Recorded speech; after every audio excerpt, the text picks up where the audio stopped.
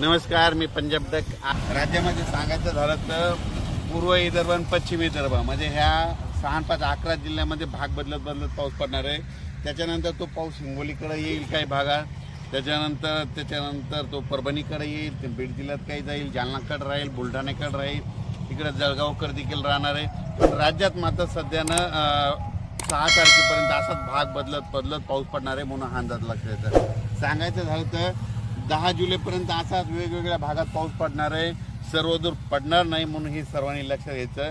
जिकडे पडला तिकडेच पाऊस पडणार आहे, ज्यांना सोडून दिला त्यांना सोडून देणार आहे। म्हणून जशी शेतीची कामं करायची वेळ असेल तशी तुम्ही शेतीची कामे करून घ्या, कारण की राज्यात असं सध्या तरी सर्वदूरचं वातावरण नाही।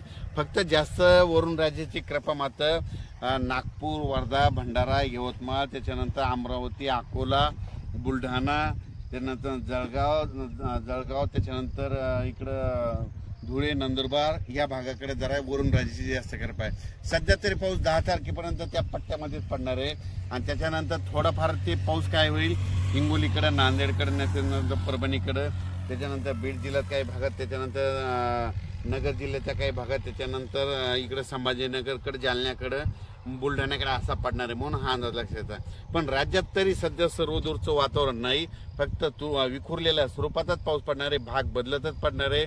सर्वदूरचा सध्या पाऊस नाही म्हणून योगायोगाने जशी शेतीची कामे करायची असेल तर तुम्ही शेतीची कामे करू शकता। ठिकाणी पाऊस पडणार आहे, परभणी जिल्ह्यात देखील पडणार आहे, बीड जिल्ह्यात देखील पडणार आहे,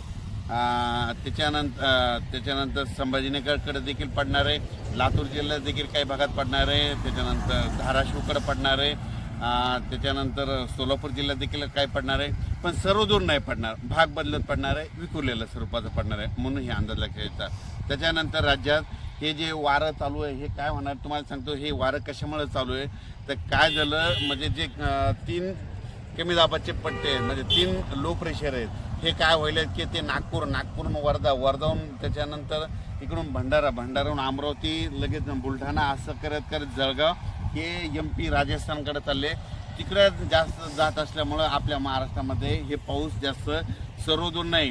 मग हे पाऊस हे ज्यावेळी स्थिर होतील म्हणजे हे होतील 7 तारखेला हे वारं बंद होईल म्हणजे सर्व राज्यातलं, आणि 7 तारखेच्या नंतर परत मग 10 जुलैच्या नंतर वातावरण बदलायला सुरुवात होईल म्हणून। पण 10 जुलै नंतर वातावरण बदल झालं तर त्याला लगेच एक मेसेज दिला जाईल। पण सध्या तर राज्यात विखुरलेल्या स्वरूपाचा पाऊस आहे। शेतीची कामं करून घ्या, खुरपणी करून घ्या, सोयाबीनच्या फवारणी लाल असेल तर ते बी करू शकता।